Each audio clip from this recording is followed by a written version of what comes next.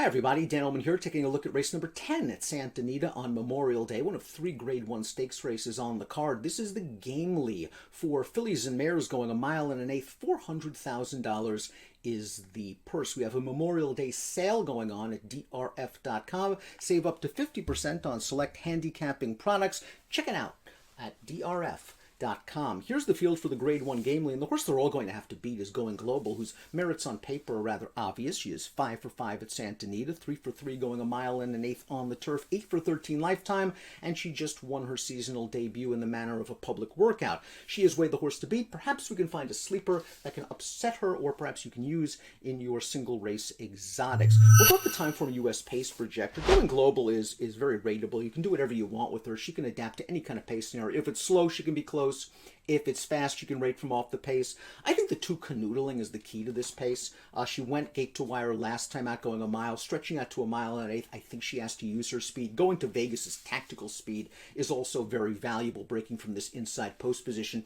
And we'll begin the discussion with the one going to Vegas, Arad Ortiz aboard for Phil D'Amato. This horse won the Rodeo Drive, a Grade 1 race, going 1 1/4 last year. She put those horses to sleep on the lead in that race, but she's very comfortable at 1 1/8. She's arguably better at 1 1/8. Her last 2 races at 1 1/8 resulted in easy victories, including a score in the John C. Maybe. Now, she's at the board in 19 of 25 lifetime starts, and she may be able to make the lead in this race if Canoodling doesn't go. I think Ortiz is going to opt for a good pace-tracking, ground-saving trip, which often works very well on turf. And she ran well last time out, going 1 1/4 in the Santa Anita. This is in late March. Let's watch this performance. The winner of this race, Queen Goddess, is underrated, and going to Vegas is on a hard chase. She's going to end up finishing a good second over Neige Blanche, who's come back to run well, very well, and is also in this field.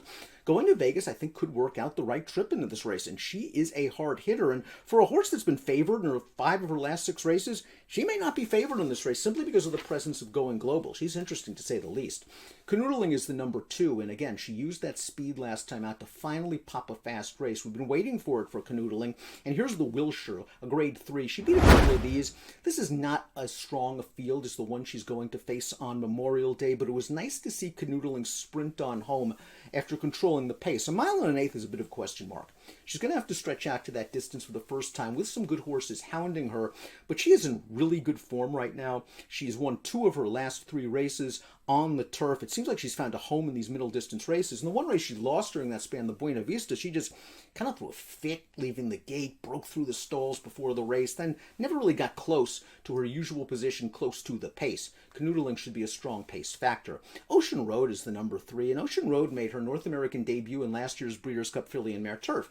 A tough spot, to say the least. She was 75 to 1 that day, and she was ridden beautifully. She didn't break very well, and what you do with a 75 to 1 shot in a Grade 1 stakes race that doesn't break well is you do exactly what this jock did. Murphy was able to get her down to the rail, save every inch of ground. Ocean Road got out on the stretch and ran on well to be 6th. It was a good performance, and she came back to score at Keeneland in her seasonal debut. Now again, like many European imports, she doesn't break well from the gate, and she didn't break well from the gate at Keeneland. She was last again in the early portion, but once she got to the outside, she came with a good run to win as the favorite. Brendan Walsh is a very, very sharp trainer. I'm not really concerned about the Lasix off with Ocean Road, who ran well without Lasix, obviously, overseas in Europe. The pace scenario, she could use a little bit of pace up front. 1 1/8, I think, is very, very good for her, but she's going to need some pace, especially if she's back to her old tricks of breaking poorly from the gate. The 4 is Thrump's Dream, who's taking a big step up in class. She's won her last 2 races, including this second-level allowance in Santa Anita on April the 17th, going 1 mile. It was not the strongest field in the world, but it was nice to see her come with a good run. She has now won 2 consecutive races. Not the strongest field. The 6th-place horse came back, ran 3rd in a second-level allowance with only an 82 Beyer speed figure. Thrump's Dream takes a huge leap up in class. It's her first race against Stakes Company.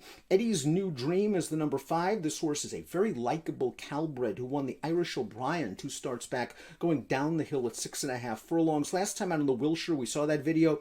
Couldn't get to Canoodling. It was a good effort. She ran 2nd. She is rock solid, but she's also yet to buy her 90.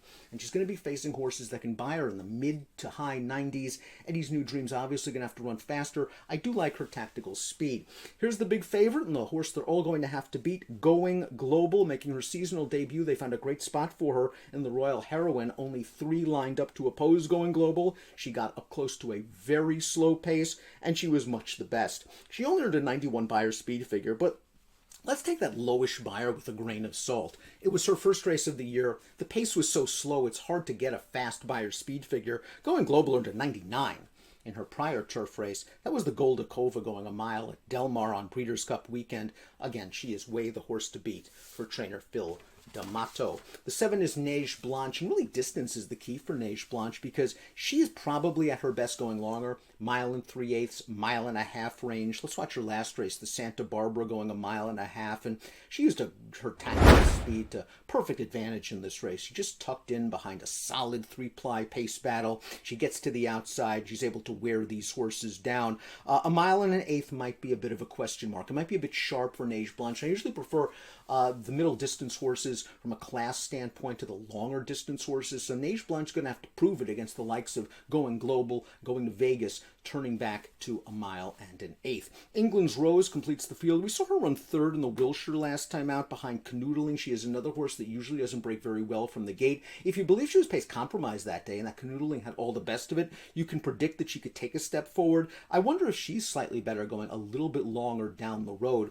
England's Rose, the number 8, should offer good value in this race and would benefit if the pace is very fast. Before we get to my top selection, please click on the subscribe button on the Daily Racing Form YouTube channel for all the latest DRFTV video offerings. Going Global is obviously the horse to beat. I think if Canoodling can get away to an easy lead and slow down the fractions at the price she's likely to be at post time, she might be worth a slight stab against the favorite. Again, she's won her last 2 turf races where she's actually gotten out of the gate and gotten into position. I think she's a new horse on turf. It's all about whether she classes up with these and gets the 1 1/8. So make sure you get your price on Canoodling, the number 2, my top selection in the Gamely, one of 3 Grade 1 stakes races on Memorial Day Monday at Santa Anita. Good luck.